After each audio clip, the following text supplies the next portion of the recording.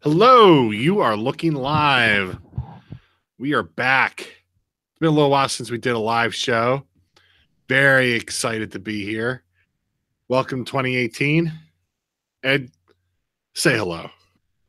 Hello, everybody. Good to be back live and on YouTube. My smiling face. I dressed up tonight just in case.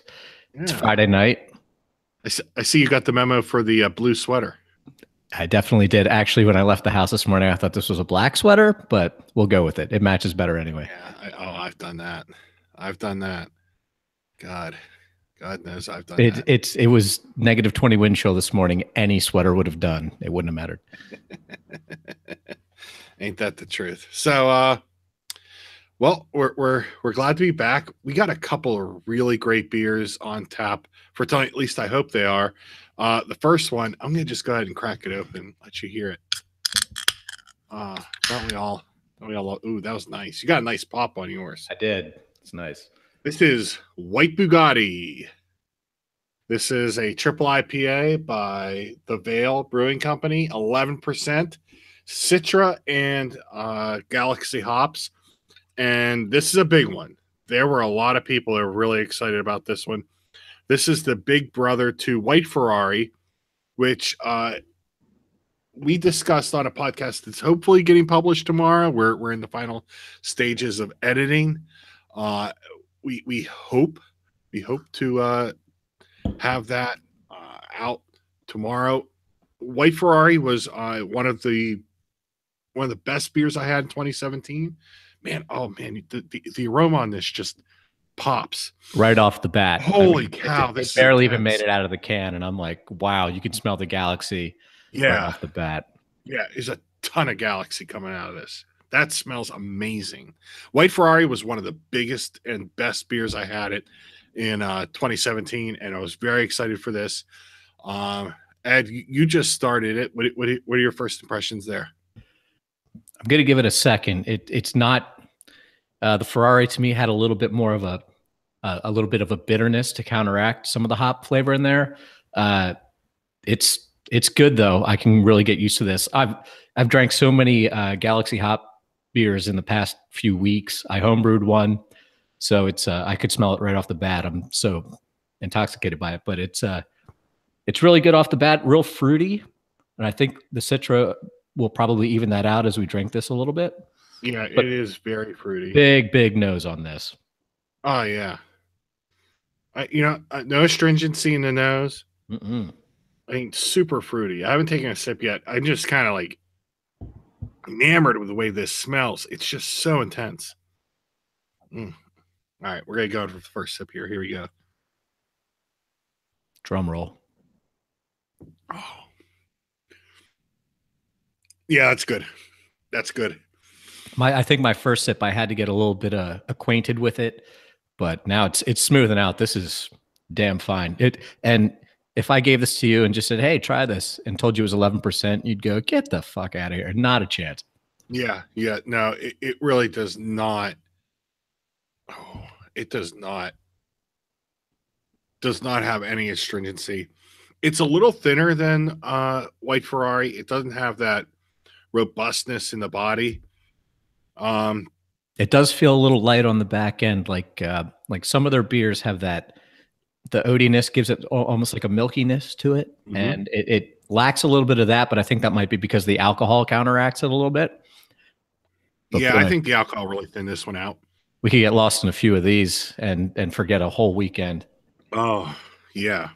Can design's cool. You're probably not going to be able to see it with the glare in here, but pretty simple yet effective labeling there. Really love it. It is a pretty can. I don't like this can as much as the White Ferrari. White Ferrari is one of my favorites can designs just because of how minimalistic it was. But ooh, it's a nice My label's getting a little bit of the pruniness too. It's starting to come up a little bit. see mine's perfect. Mine's very well done. It's a little bit misaligned, but All right. it's Well, tell Vale I'm sending this one back for a new one. yeah. Oh, this is an intense beer. It really is. If you're in the chat, say hello. I would love to hear from you. If it's your first time here, welcome to It's Friday somewhere. We drink beers, we talk about them, and then we talk about a whole bunch of other stuff. So if you're in the chat, please say hello. We'd love to hear from you. All right, fourth sip in. I'm gonna marry this beer. It's really damn good. It really is.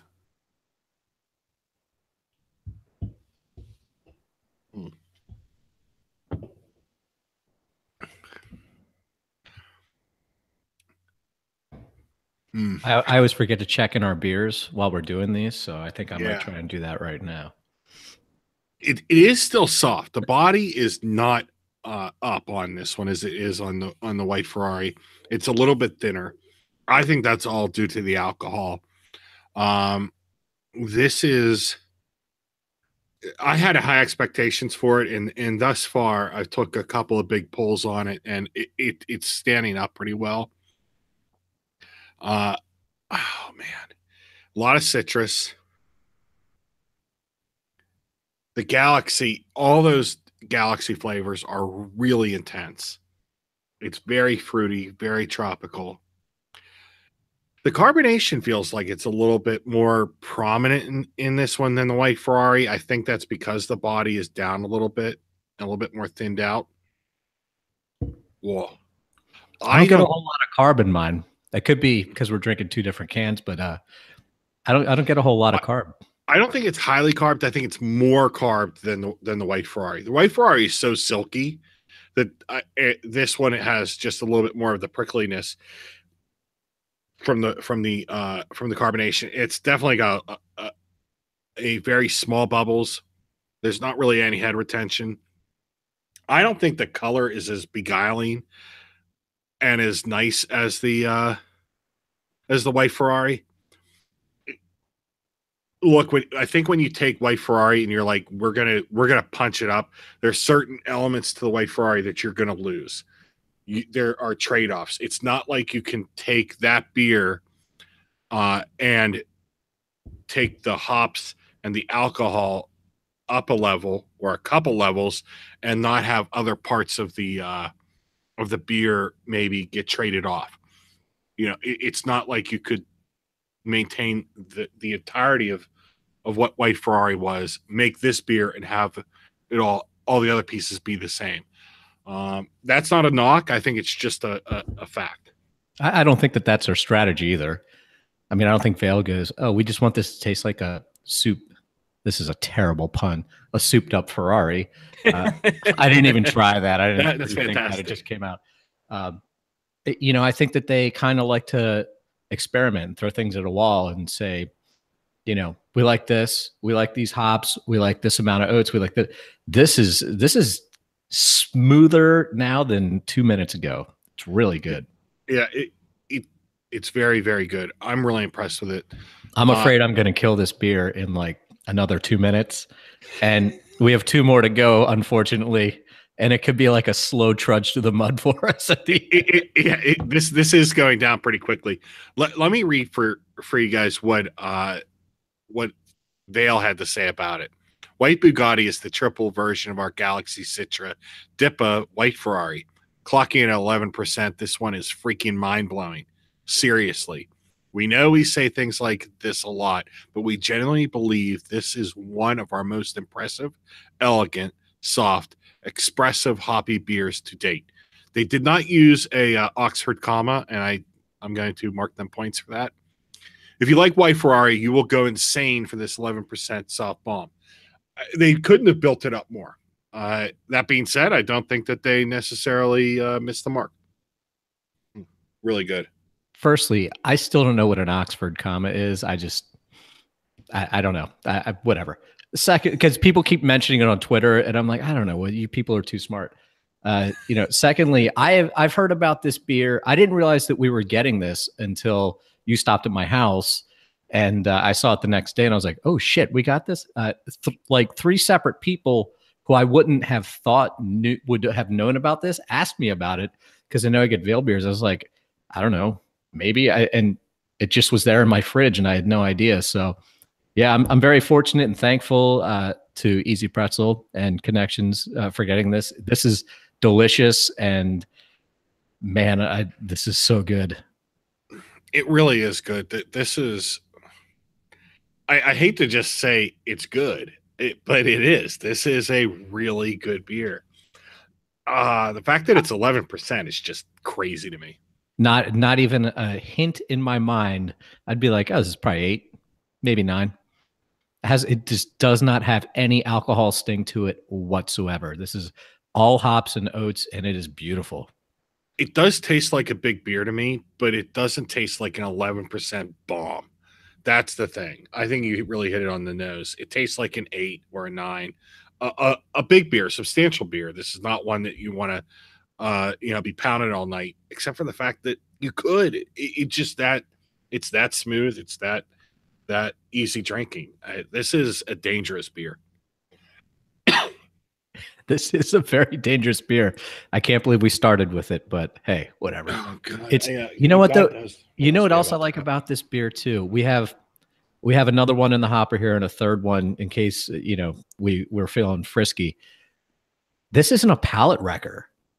It's so fruity and smooth. I don't feel that my palate's going to be ruined for the next beer that we have by any means. Like I feel like I could drink this and I'm not going to belittle the beers after it by drinking it. And I think that's a good thing.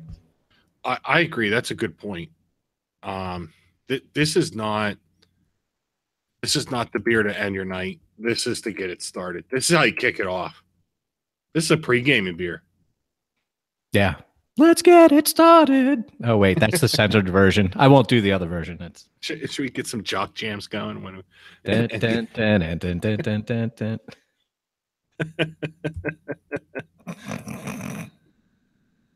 Oh, God. I gotta tell you, I think this is one. If you have the means, you should check it out. Definitely pick one up. See, you should have done that for White Ferrari. If you have the means, I highly recommend it. The Ferris Bueller. There you go. That's perfect. Yeah, that's perfect. That's perfect. It's true for here too. Great beer, really good. I'm very happy with it. We'll give it a rating in a minute.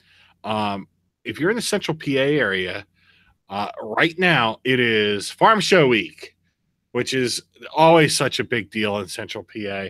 PA Farm Show is, my understanding, it's the largest indoor farm show in America. I try to go every year. I went this afternoon just to get some of the fare that they have there, some good food, good greasy food. I had a fantastic baked potato. And you've been here in Central PA longer than I have. Do you go to the PA Farm Show?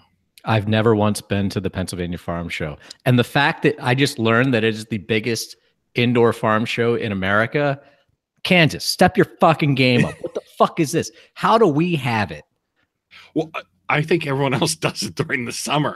Or in the fall. I have to assume we're the only ones dumb enough to do it. We do it in January. Yeah. Okay. I get that. Yeah. So so this year, every year people are like, you got to go and get the milkshakes. I'm not paying $15 to go buy an $8 milkshake. That's just a losing proposition. It's $15 parking for the farm show, but it's free to get in. Look, the cost proposition is just not that high. I can see you're not a fan. For the folks at home, he decided to make a hand gesture. I was making the whack off motion, like, screw this. I guess if you're into it, whatever. But most people only go to see butter sculptures and milkshakes and a couple Foss nuts or funnel cakes or whatever. And then there's a bunch of cows and it smells weird. And you can buy guns there, probably, I would assume. I know you can at the outdoor show. You cannot buy guns. You can buy things that are gun adjacent, so targets. Like a gun safe. You can probably buy that. You can probably buy a gun safe. Right. Definitely like a gun case. Okay. All right. But really a lot of it is like riding materials and stuff like that. And this is nothing against the good farmers of America. We need you. We love you. Please stay around, but this farm show thing, I live in the city and that's a hassle because you get all these weirdos coming into town for the weekend or the week, I guess, which is a whole thing. But no, I've been here. I'm not going to say how many years I've lived in central Pennsylvania because it's a lot. It's many. I've never been to the farm show, and I swear to God, I carry that as a badge of honor. Only because it's kind of like when I used to tell people before I saw The Godfather, I'd never seen The Godfather till 3 years ago. Whenever I watched it, it was just one of those badges of honor. I know, right? We need to do an offshoot show of shit Ed hasn't watched or seen, and it would just be a mind-blowing show for people. Have you seen E.T.? Oh, thousands of times. I saw that in the theater 4 or 5 times when I was a kid. Oh, wait, no, I wasn't old enough to see that in the theater when I was a kid. That was a bad save. Bad save. Yeah. First movie I remember seeing was Star Wars at the drive-in, A New Hope, before they called it A New Hope. Yeah. Yeah. Well, for me, it'll always just be Star Wars.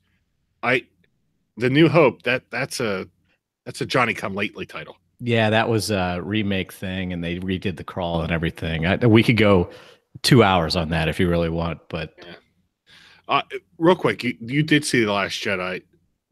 We won't talk any spoilers. Did you like it? I thought it was a lot of fun. There's a part in the middle that I thought was unnecessary and kind of lame.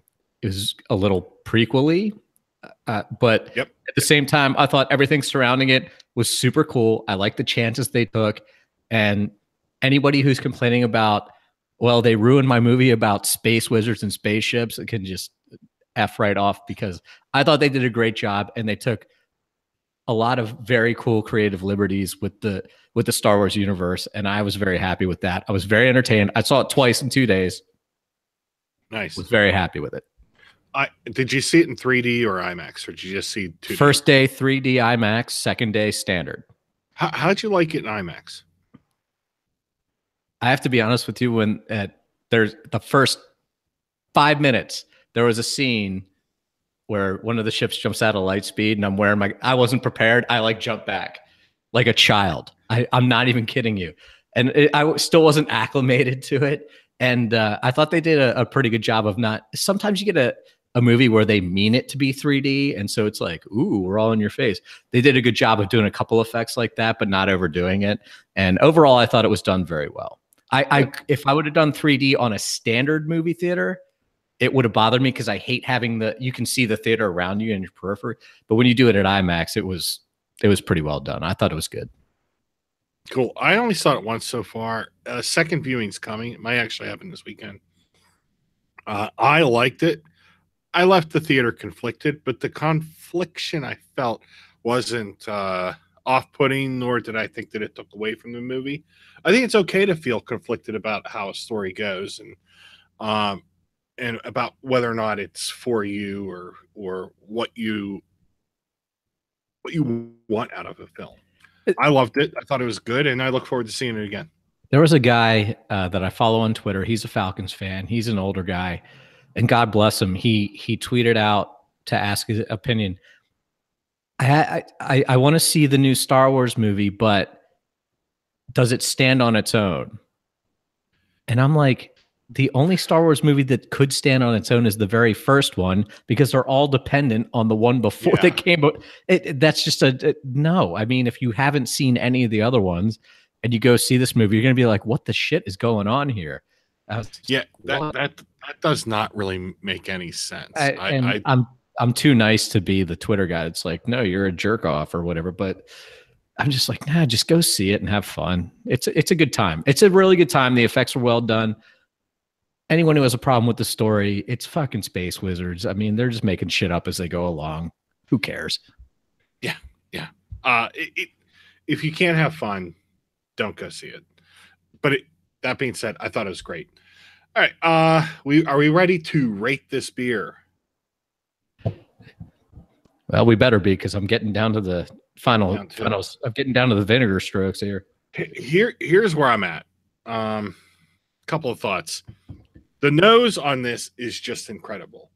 The nose on White Ferrari is very good. The nose on this one is even better. The mouthfeel, I think, is down a little bit. The the experience of the hops, especially the Galaxy, which I'm a huge fan of, and Citra, which I love, uh, is great. This beer is made for people that love to experience the depth of hops. The That being said, I would place White Ferrari at like a 9.5. It's almost perfect for me. I love that beer. That being said, this one, because the mouthfeel is just a little bit thinner, and I feel like that is such a big part of the Northeast IPA experience, this one comes down just a little bit. And I'm giving this one a 9. Now, I believe that I would have to have a Ferrari next to it only to do a side by side, because at my age, it's tough to think of a beer that I had a month and a half or 2 months ago.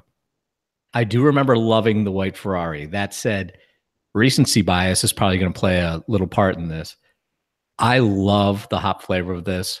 It's big, it's bold, it's fruity. I'm starting to get at the bottom end here. I can taste the Citra coming out a little bit to give it just that little tinge of a little bit more bitterness in the juxtaposition with the Galaxy. I love this. 9.5. 9.5. There you go. I gave it a 9. Ed gave it a 9.5. This may be some of our highest rated beer. Ed, show off the can again. It's going to be tough to beat our average on this. White Bugatti. One word on Untapped. This is real good. And by the way, we're about to become, people are going to start commenting on our YouTube videos that we're shills. Yeah, we go to White Ferrari a lot. That being said, if you want to have a say in what we drink, reach out to us. Tell us what you want to see us consume. We'll gladly do it. We have discussed beers that we want to drink. One of the ones that we have that we're going to do real soon is Ed and I are going to drink Straub. Yeah, I can't wait for that.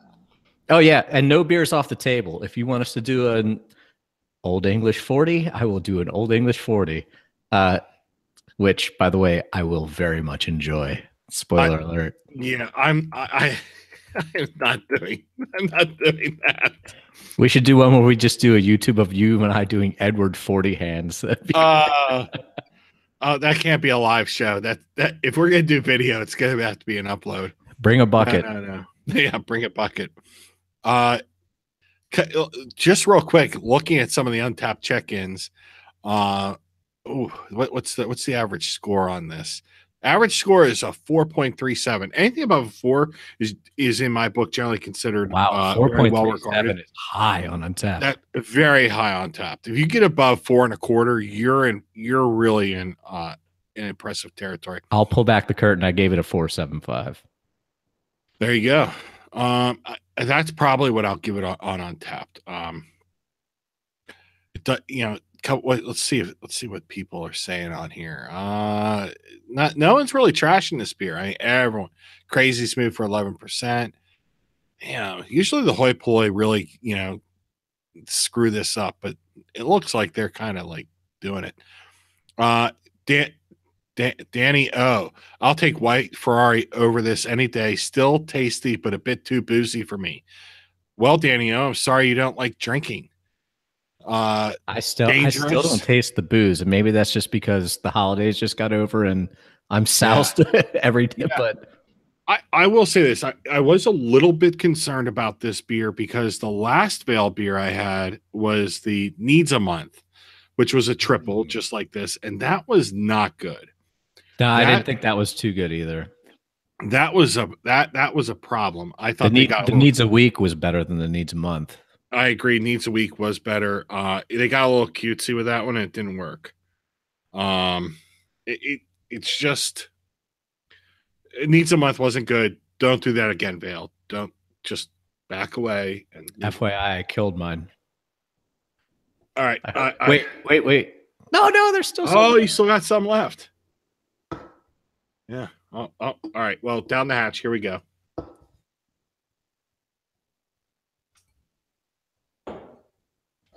Well done.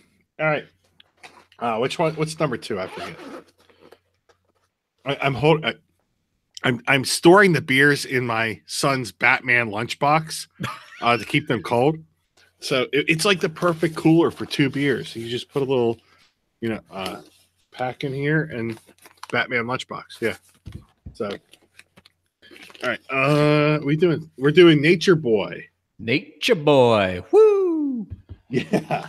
Which is what I thought the reference was, but then you look at the cover and I'm like, what did they do?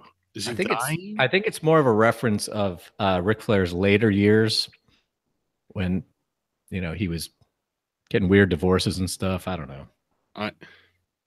Yeah. Poor guy. He kind of looks like a couple guys I went to high school with. Did you watch the 30 for 30 on him? I did. I haven't seen it yet. I really need to because I'm a big Natureboi fan. They should have just called it "Where in the World is Ric Flair's Penis?" That's it was everywhere.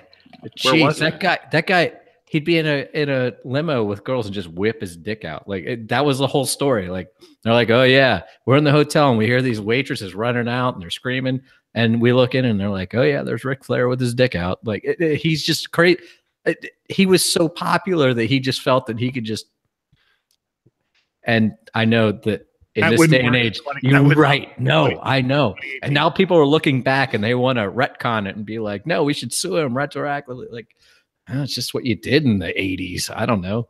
Yeah, I think it's kind of hard to keep. I'm not saying it's right, but I'm just saying that it was a different society back in the 70s and 80s. Yeah. All right, this one looks a little bit closer to like the color that I would expect from a Veil IPA. See, this looks a little cleaner to me than what I would expect. Well, it's double IPA, 8.5%. Let's see if we can get some data on this one. I've not done any reading on this one. I don't know what they're. I've not done any reading in my life. You never do any homework. No, I like to fly by the seat of my pants. No, this completely different smell on this. This one really is different. This one's got some head retention, whereas the last one did not. Got a nice little lace top. See, I'm not getting that, but that could just be my glass. Could be. Ooh, this is more subtle, and it's a lot. This is definitely more of a lighter beer. Well, yeah. I mean, it could just be the step down, but it doesn't have the beat you over the head aromas or big hop flavors. A little bit of Cheerios there in the middle. I'm getting. I'm never going to untaste that now. Sorry. It's okay. Yeah, it's Cheerios right in the middle. A little bit of an orange juicy front there. Yeah, it's definitely citrusy and orangey in the front. Like a kind of like a dry orange juice, if that makes sense. It's almost like a screwdriver with your breakfast cereal. Yeah, I'm gonna go with that. That actually sounds like an experiment I would love to take part in. Yeah, this is that. You know what? That's it. This is a screwdriver with your breakfast cereal. All right. So I like that it'd be vodka, but the O is just a big Cheerio. Yeah. Oh man. I feel bad that I don't really have anything else to say about this beer after that. Can't sink them. No. I do really like it. It's a completely different category of hops and aromas than the Bugatti, obviously. Yeah. I don't think this is not Galaxy. I don't know what's in there. Let's see what Vale can tell us about this. My best guess would be that there's like a Mosaic Citra. Now I'm gonna out myself as a guy who doesn't know what he's talking about. Well, you and me both. Let's see here. Natureboi is 50-50 Citra and New Zealand Matuka. Oh, well, 1 out of 2 ain't bad. Matuka? Is that how you say it? You're asking the wrong dude. It's Motueka.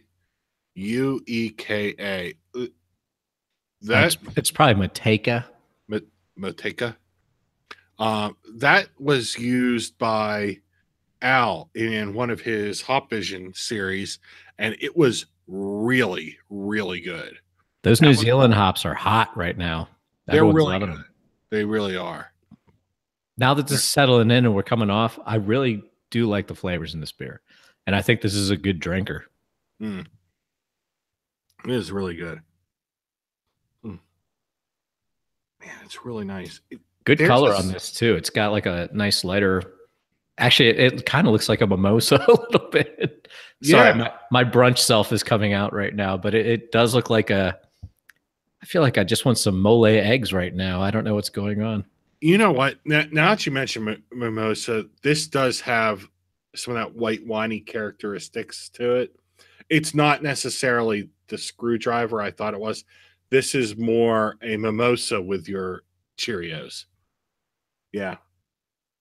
This is really nice. These hops really stand out. There's also a kind of sweetness to it, but it's not that sweetness you get from the malts. It's that hoppy sweetness that you sometimes get from a really intensely hopped beer.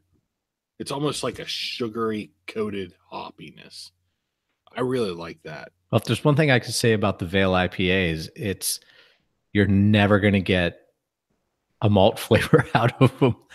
It's you rarely get that maltiness out of it. They use such subtle malts, and I couldn't even pull the curtain back on what they use. But you know what? Now that I'm about halfway through this one, I'm getting this like lime, kind of key lime flavor in the back end. Man, this one's really, really crazy. Key lime. Yeah, a little bit of lime. There's like a lime, maybe not key lime, but a lime flavor kind of in the finish. Hey, if you're in the chat, say hello, just like Jillian did. Jillian Varney, welcome to the show. If you have any questions, you want to jump in, do so in the chat. We'd like to talk with you and hear from you. This one's really good. I think this beer is actually in some ways a little bit more impressive than the white Bugatti in that I find its flavors more dynamic. It's moving around a lot more than the white Bugatti did. Start to finish, the white Bugatti was exactly what I expected it to be. It was Galaxy hops, Citra, Galaxy hops. That was the flavor profile the whole way. This it's like moving around. It's like a sine wave. Yeah, it's really kind of crazy.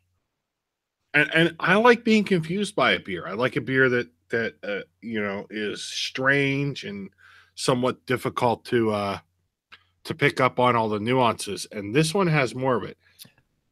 8.5%, and you don't catch any of it. I mean, it doesn't taste as big as. Oh, not even a whisper. I would peg this around a 6. Yeah, this almost tastes like a sessionable beer to me. Well, let's face it. For us, what's not? Yeah, really. The color's spot on. I mean, I think this is really, really good. I'm going to have to give it at least a half a point for being a Ric Flair reference. Yeah, I really like the Ric Flair reference. It's a big fan. Boy, rating this one's gonna be tough for me. I really like it. I do too, but I can't give it as high of a score as the Bugatti. I know that. I think I'm above Bugatti on this one. What? How could you? Wow. William, who are you? I don't know. There's white wine notes in the middle there. Oh, see, I don't like wine, but I do like mimosas. I don't like wine, and I really dislike white wine. I mean, I think white wine is for cooking, and that's it. If you could guess one type of wine that I like, what would it be?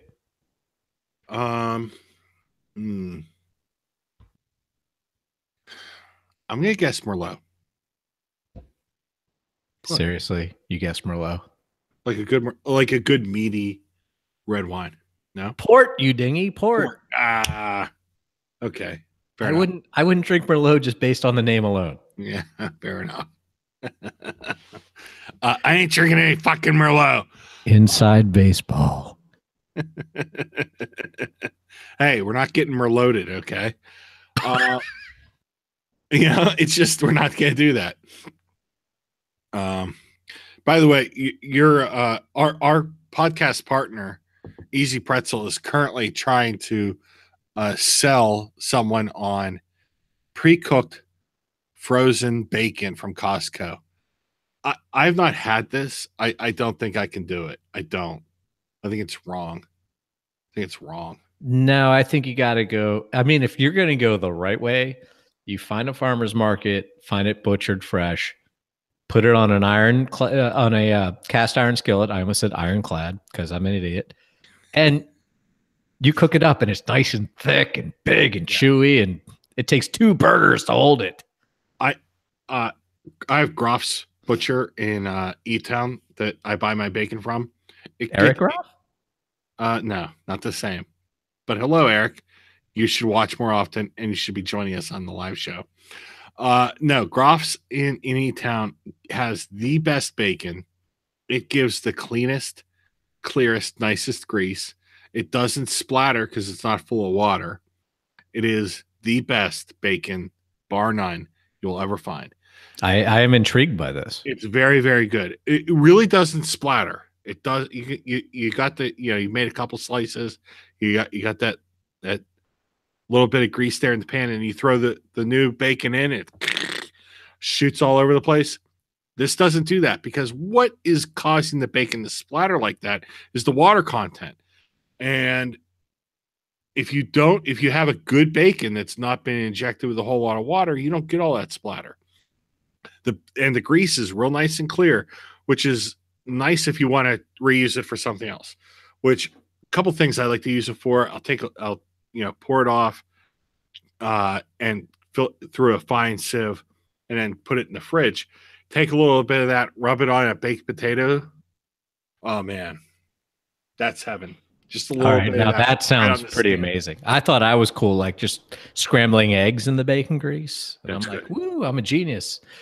No, I'll tell you what, the potato done in the oh god, got to try that now. Yeah, so you take a little bit right on your finger, rub it on the skin of the baked potato, then salt it, throw it in. Now, what you got to do is you don't want to put too much on, but you still, whenever you put it on the rack, you got to put a tray underneath it, because there still will be a couple little drips that'll come down. Sure, yeah. No, I get that. That's great. It crisps up that potato skin so nicely. Oh my god. I'm all in. I'm all in on this idea. And then Jillian, she says, and then you cook your eggs in the bacon grease and pair it with that mimosa beer. Damn straight. Right there with you, Jillian. All right. P.S. Oh wait, no, I didn't kill it, but yeah, you gotta finish your beer. God damn. This is like being in a bad fraternity. Of Penn State. Yeah. There's a lot of jokes there I'm going to leave on the floor. Too soon? I am drinking out of my 3 Tavern glass, which might be a spoiler alert because we didn't publish our last actual podcast yet. But yeah. Hopefully in the next couple of days we'll get that out. I'm hoping tomorrow. So, not to spoil it, but if you subscribe, and you should totally subscribe, we review some of our favorite beers from 2017, some of the favorite places we visited, and then we talked about some of the things we'd like to see happen and not happen in 2018. If you're a fan of IFS, this is a tailor-made show for you. And we had a special guest, Jeff Kupko, come on the show. He did a great job. He's a lot of fun. Really great. Always good to come on the show and give it a listen. Please subscribe. Yeah, and you know what? If you like the show, share it with your friends. Okay, so Ed, beer number 2, you go up first. Where do you place the Natureboi double IPA? All right. Love the flavor of this. Love the. This is going to be a horrible term that any beer nerd listening to this is a cringe. I love the brunchiness of this, like how it does kind of give that mimosa flavor. And I don't know if that was intentional, or that just could be my palate. So don't at me, bro, I guess is the whole thing we're doing now. I really like this. I think it's extremely good. I'm giving this an 8 out of 10. I think it's very drinkable. Very, very good. 8's great. What you give me a wow? Like I just I just panned your favorite movie. Like, oh no, Star Wars blows, asshole. Like no. Luke Skywalker's gay. I don't know what the hell's going on. Like what's going on? He might be. We don't know. I just said look, I'm kind of surprised you went with an 8. Where do you knock this beer? Like, where are you taking your points off? Okay, A, how is an 8 out of 10 a knock? And B, I drank the Bugatti. I drank the Bugatti before this, and I just had so much more body and flavor, everything out of the Bugatti. This is extremely good. I'm not knocking it by giving it an 8. I assure you. This is really good. Anybody should seek this out. It is very, very good. No, wait, I forgot to give it my half a point. 8.5 because of Ric Flair too. So that's right. You did. You already sold it on the half a point. Yeah, there we go. I think that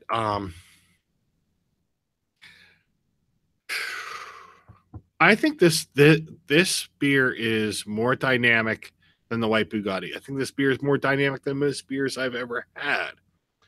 I went from thinking it was Cheerios to thinking it was a screwdriver to thinking it was a mimosa. Those champagne-y, white winey notes that you pointed out really take hold. And I think that's why you're calling it a brunch beer. That trip is fun for me, and I really like that. And it's not something that White Bugatti gave me. White Bugatti, for me, finished just like it started. I'd like to clarify that was not a knock on the beer. Like no, that for me that's a fun memory for me, and I do brunch almost every weekend of the goddamn year. And so I don't want anybody to think like, oh, Ed's shitting on the beer. No. I shouldn't have said knock. Shame on me. I think that trip is really cool, and I'm not even done with it yet. So let me take one last pull from this, and then I'm gonna give you my score. I think I know what I'm gonna do. Yeah. Okay. Yeah, my mind's set. This is a 9.5. This beer knocks it out of the park for me. I love it. I absolutely love it. Here's where I'm deducting my half a point. I wish that the body was a little bit built a little bit more. The back, the finish on this is extremely long. I mean, it is just hanging around, which I really like. Well built, well constructed, lots of flavors, and those flavors alternate and change and move around. This is why I love craft beer. It's because you got a lot going on, and because of that, it's a 9.5. This is great. This is absolutely fantastic. Wow, that's amazing. I want people to I don't mean champagne in the effervescence because the carbonation on this is spot on. I just mean in the kind of flavors that come out of it more than anything, and the feeling you get from drinking it. This is an excellent beer. There's no doubt about it. It is. Checking in on the hoi polloi, Untapped gave this a 4.2. It has 656 total check-ins. Of those, 615 are unique. Pretty smooth and juicy. I wouldn't use the term smooth for this one, and for that, I think that in some ways, I like that it's not smooth. I think that's a compliment to it, actually. It's aggressive in some ways. I mean, this is a bit of a biting beer. This is not a beer for like kind of relaxing with. This is a beer that you want to drink while you're attuned to what's going on. Yeah, definitely. It's nice. God, a lot of people using the term smooth with this one on Untapped. I don't feel the smooth on this. I feel it's a little not. I don't say that it's not smooth, but it's not like harsh. Here we go. Jason said, "Good, bit salty. Expected fruit from the look, almost a borderline Gosa." Okay, where the fuck did that guy come from? If this thing was even on the border wall of Goza, I'd have been like, suck my dick, because everyone knows I hate Gozas. Might be the first veil that didn't have a hint taste of cheese to me. Thank you, Anthony. That cheese. You drink Veil Brewing and get the flavor of cheese. Who the hell is that guy? Who's handing these out to their relatives? This is good. Not my favorite. Slight bitter finish, slight citrus. Can't place the other fruit flavor. 3 stars. Very. Thank you for coming in. That's fair. Not his palate. I guess so. Yeah, that's enough from the hoi polloi. All right, so I 9.5. This is highly recommended. Look, Vale, make this again. Styling and profiling. Yeah. Look, we've drank Vale. Wheeling, dealing, son of a gun. His shoes cost more than my house. I gotta say this about Vale. I like their beers. When are they going to make their beer? This is the one that we keep putting out. Can they be on this constant exploration forever? They're like Odysseus bouncing around the sea in perpetuity. At some point, they've got to come home, right? I'm gonna have to look up that reference, but I get where you're going with this. Homer's Odyssey. Come on, you know that. I've never read it. Oh, what Catholic education failed you? That's where I'm at. No, I failed Catholic education, except for when to stand, sit, and kneel, because I still get pissed at weddings when people don't do it. I get where you're going with this. Can they keep doing combinations and making these crazy beers that everyone wants to line up for until you run out of options? And when are they just going to make, well, we make these 4 beers and that's what we have here?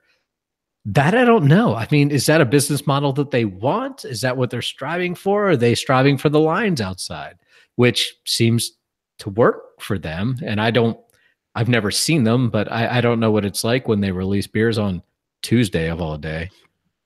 But I don't know. I mean, at what point does that business model start to fail you? Yeah, I don't know. I don't think in perpetuity you can be chasing the next thing. At some point you have to make the beer that is yours. But do we know what they have on tap at their place? Do they always have like, we have these 4 beers on tap? That's exact. So they may have those 4 beers on tap at their place, and then they're like, "We're doing these can releases, so line up out back." And they have 8 to 10 beers every month that are something different than they offered last month. Some of them are returning. Master Shredder Master Shredder, We Dead. These are ones we've seen before. But even something like Crucial Taunt is different every time because those are their way of exploring various hop profiles. It's a very hoppy pilsner, and they're fun. I love it. It's great, but I'd like to see them have a flagship, settle on something. This is one we're always have, always can. I'd like to have that. But don't you think it's kind of cool that, like, let's say you and I were going down there. We have no idea what we're getting. And Right. you walk in and whatever they have, and you'll never see it again. Isn't there a little bit of something in there where you're just like, oh, that's so cool? I don't know. The ephemeral nature of their offerings, it seems kind of strange to me in the long run. I don't know. At some point, I may exhaust. Maybe it's a long ways off. I don't know. I'm not there to yet. I'm not insinuating I am. At some point, I may get tired of them constantly chasing whatever it is they're looking for. I don't know. Maybe they're not chasing. Maybe they're just trying to experiment and make fun stuff that people obviously enjoy. Yep. All right. Time to reach back into the craft beer is based on experimentation. There's no two ways about it. Time to reach back into the Batman lunchbox. All right. Christ, beer number 3. I'm gonna get a new glass for this. Going with East End. If you're watching right now, if you've not downloaded our last episode, definitely do.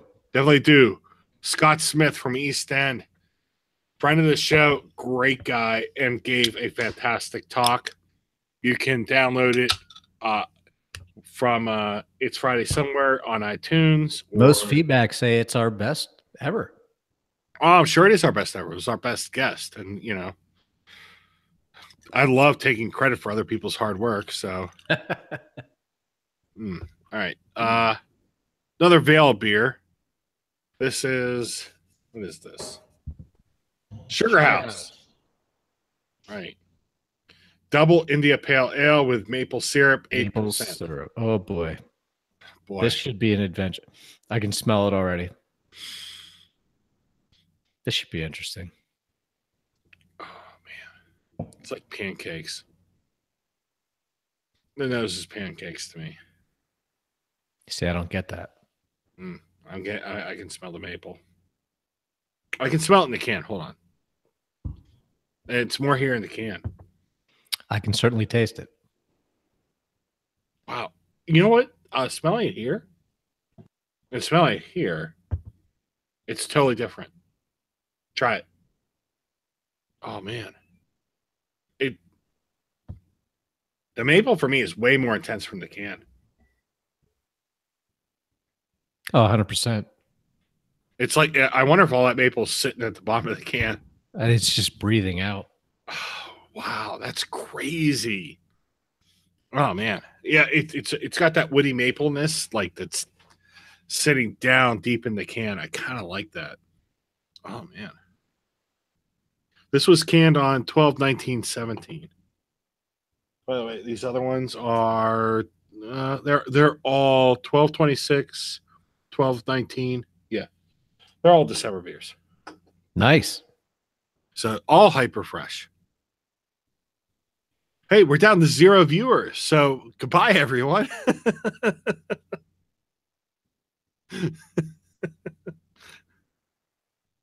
All right. Time to wrap this up. The back end here. Let's drink this one and rate it and get that out there. Yeah. Let's grip it and rip it. All right.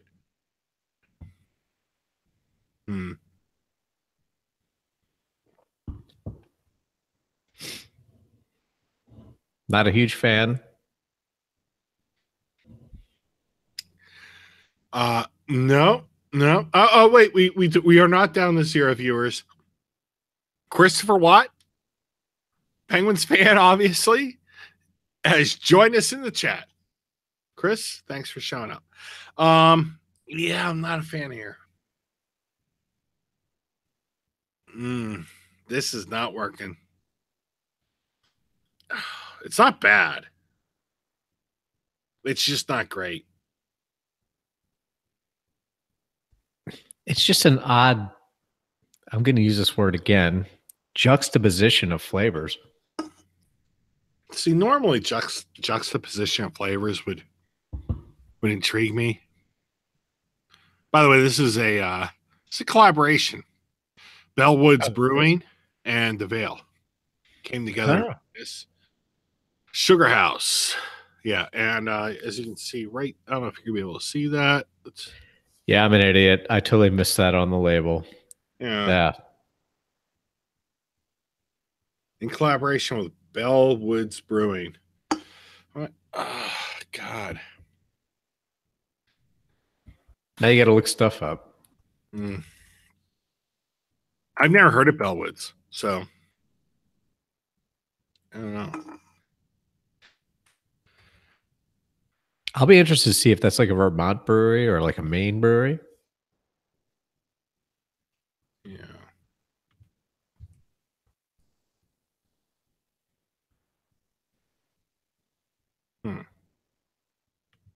Watch it be a Pennsylvania brewery. Sweet, sweet irony. It's from Toronto. That makes sense. Maples. Yeah. All right. So they went north of the border for this one. Huh. Let's see. Here's what the Vale has to say about it. Sugar House is our latest collab with our buddy Luke from Bellwoods Brewery out of Toronto.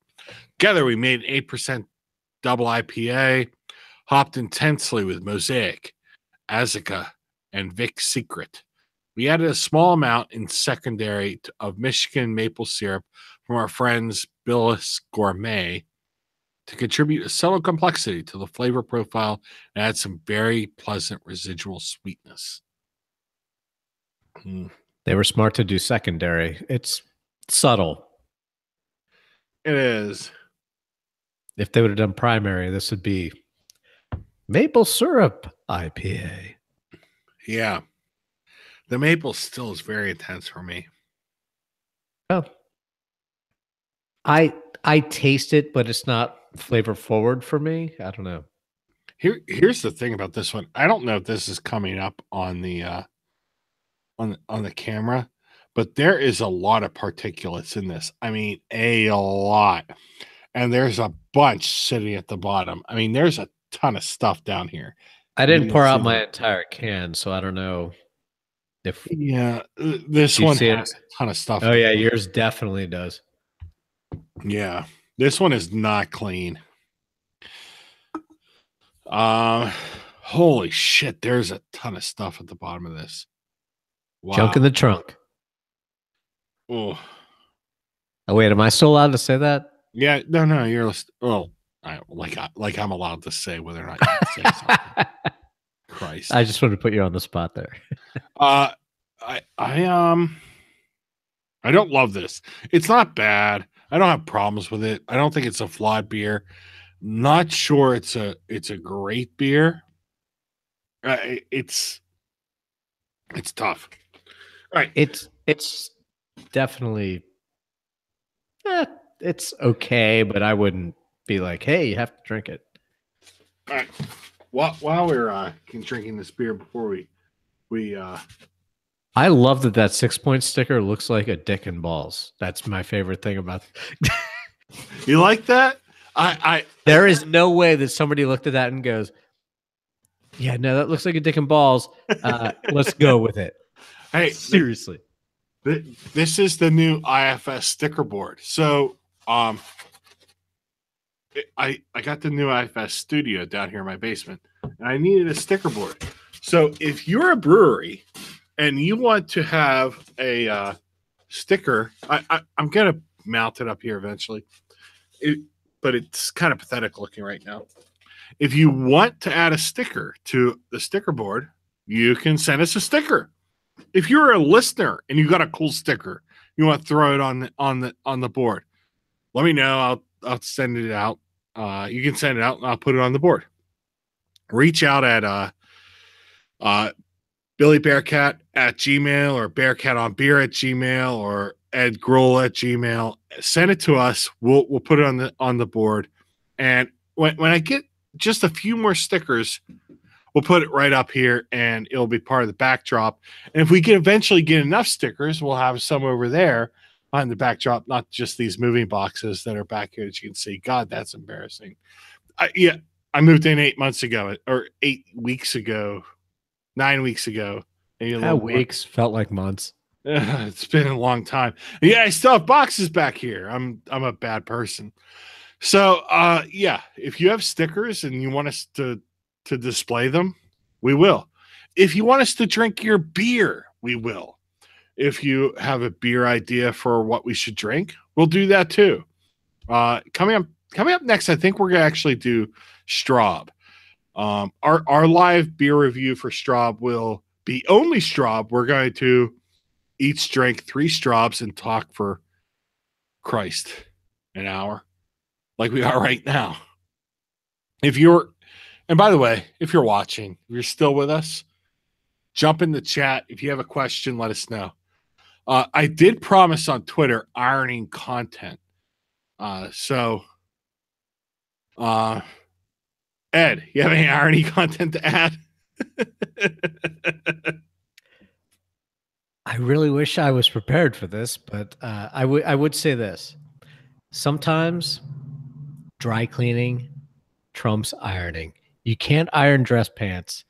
It'll just make marks. Go with the dry cleaner, especially if your hotel has a concierge dry cleaner. Go with it. Yeah. Steam press, big fan of that. No. Yeah. Or if you have like a portable steamer, buy like a travel steamer. They work just as well. You just got to hang your clothes in a certain place and steam them out. You'll be good. Yeah, I'm a big fan of the steamer. If you're looking for a quality iron, I use a Rowenta. I'm a big fan. It's a well-made iron. Gives a lot of steam. That for me, a good iron is one that gives lots of steam out. I saw that movie, Hotel Rowenta. Oh wait, no, those were Rwanda's. Oh my god! Oh my god! Oh my god! I can't believe we made a Hotel Rwanda joke. Oh my god! Here's where we're at after 3 veil beers. In the next episode of IFS Live Beer Review, we're gonna make a Schindler's List joke. I mean, my god! I'm pretty sure I've already done that, but we can go back on the tape and see. Hey, Seinfeld broke the barrier into that, so we're good. You can make that joke without worry. Hey, we got. I hate to hold this to you, Chris, but Chris is offering us some Dancing Gnome. Ooh, all right, I'm in. Ooh, Dancing Gnome on the live review. Oh, what could? I would love to do that. And some Lustra. If there's something that we could reciprocate, I would love to send back. Yeah, we'll send back. We will send back, Chris. I've had the Infinite Highway. I think that's the one I've had. Would love some Lustra. I've only been there once. I'll take anything. And I was there to take Instagram copycat, Snapchat, Instagrams, and I would love to have more Dancing Gnome. Everyone loves their beers, and they're a great Pittsburgh brewery, and I'd love to do that. Yeah. Yeah, we'd love to do some Dancing Gnome. Love it. So next episode, are we gonna finally do the Straub? Yeah, whatever you want. I don't care. All right, we're gonna split a 6 or a Straub and talk for as long as that takes us. Hopefully it doesn't turn into a mess. 3 Straubs will take us twice as long as this goes. We drank heavy beers today. Yeah, we did. All right. Do we want to rate this one? I'm kind of early on it. I'm not loving it. We have to because it's our bit. Let's go. All right. Oh Christ, I'm up on this one. All right, hold on. I gotta take another pull on this. All right.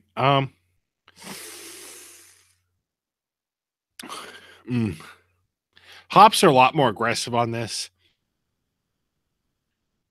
I think the maple coming in on the secondary is it's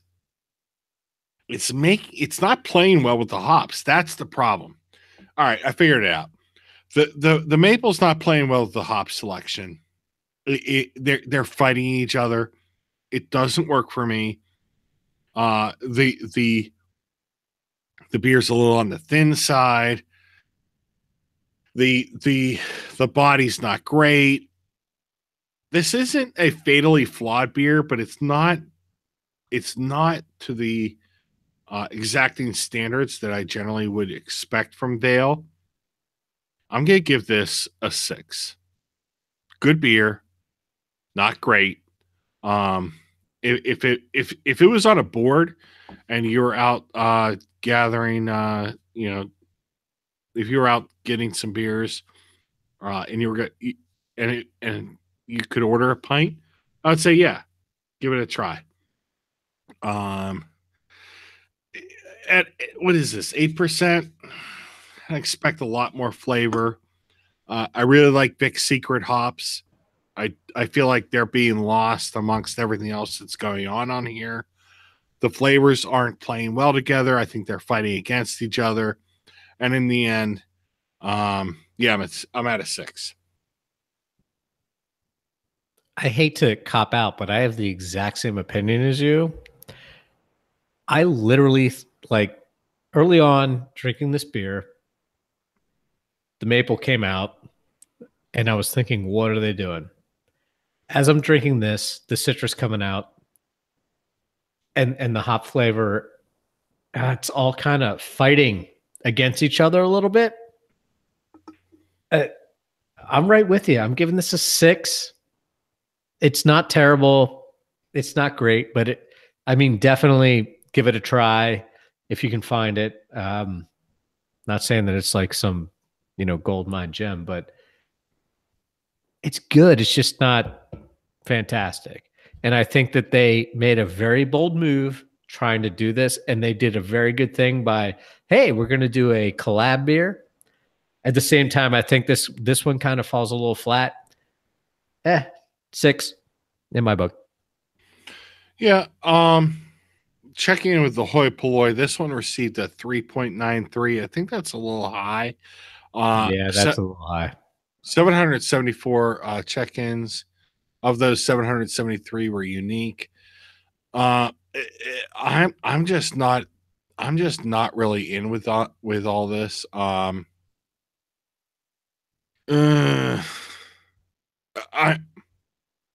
It's a 6. That's just where I'm at. I'm not gonna trash this beer. Look, if you're out and about and you're at a bar looking for a good beer to drink this one. If you literally went and go, oh, I want a pint of this, you're not going to go, oh, that stinks.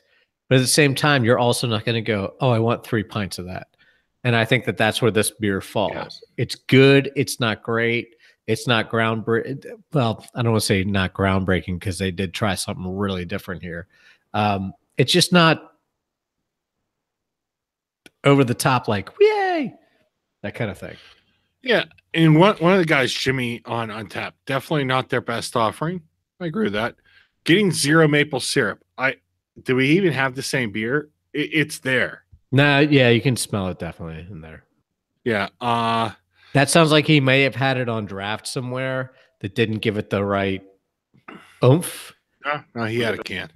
I'm looking at his check-in. Oh, really? Oh, shit. Well,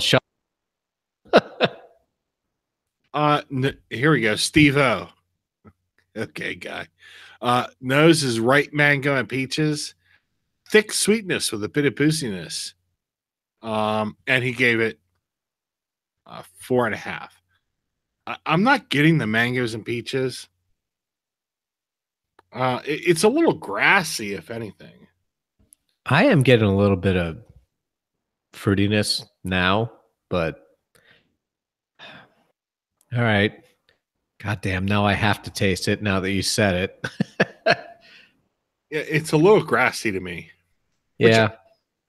I like a grassy IPA.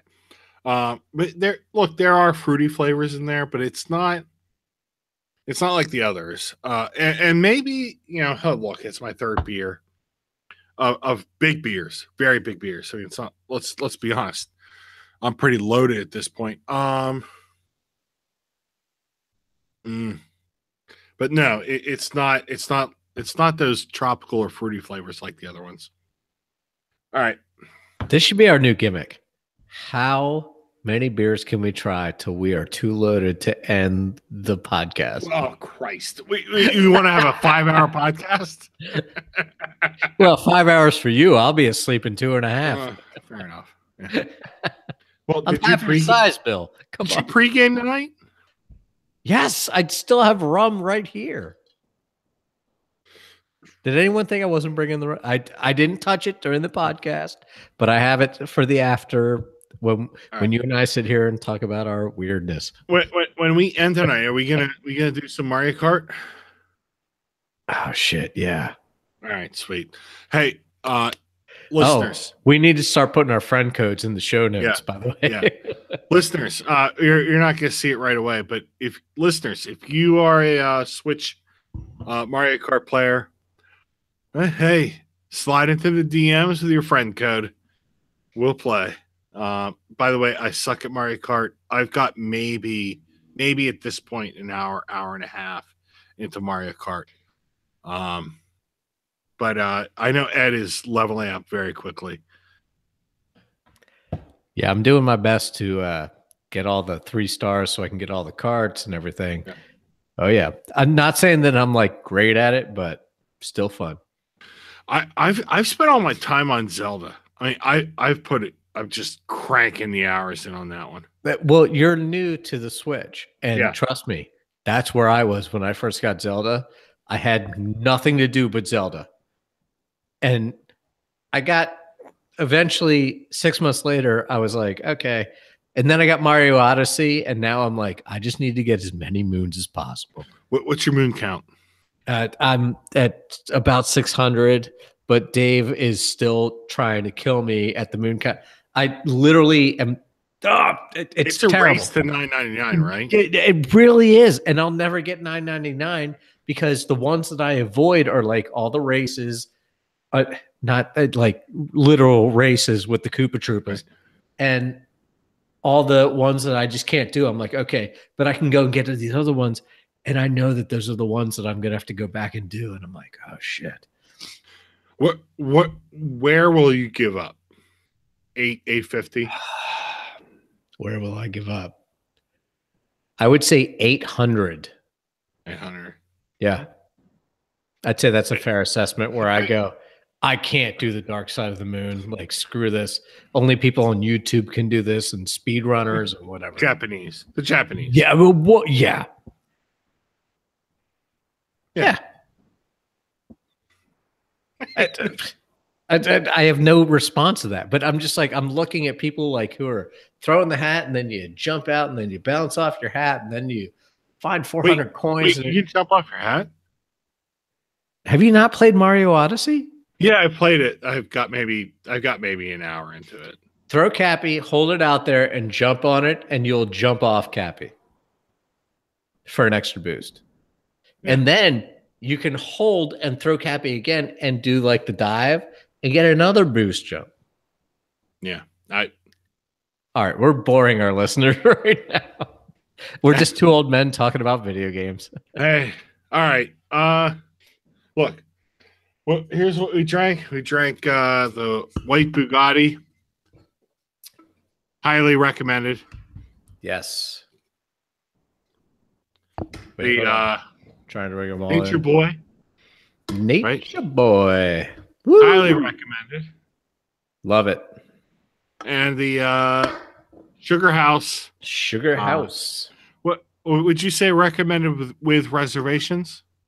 I would say park your expectations at the door. I don't think it's as good, but at the same time, I think if that's the first beer you had, you'd be like, oh, this is really good. Yeah. And then you'd have some other beers that are also very good. It's just that we had phenomenal beers before it, so we're a little jaded. Yeah. All right. Real quick. at IFS_podcast to follow us on Twitter. We don't post much there, but you should follow it anyway because that'd be nice and cool of you. At Bearcat on Beer, at Ed Grill, at Easy Pretzel. And then if you want to send us beer, slide into the DMs. Chris, I'm looking at you. Also, hit those like and subscribe buttons. We know who you are. Point at that shit, right? Yeah. Look, if you like the podcast, share it with other people. We do this for fun. The way you can repay us would be to introduce it to other people. That'd be cool of you. And look, if you really like it, tell us. Reach out to us in the comments or reach out to us on Twitter. Positive feedback makes us want to do it more. And if you don't like Ed, tell us why. That's what you don't like Ed. No, we know does. that. It's okay. Even his own family doesn't. It's okay. No, we're kidding. But thank you everyone for listening and watching. And we couldn't appreciate you more. And anything you guys could do to, pump us up, we'd love it. To the guys in the live chat, thank you very much. Until next week, maybe next week. Peace.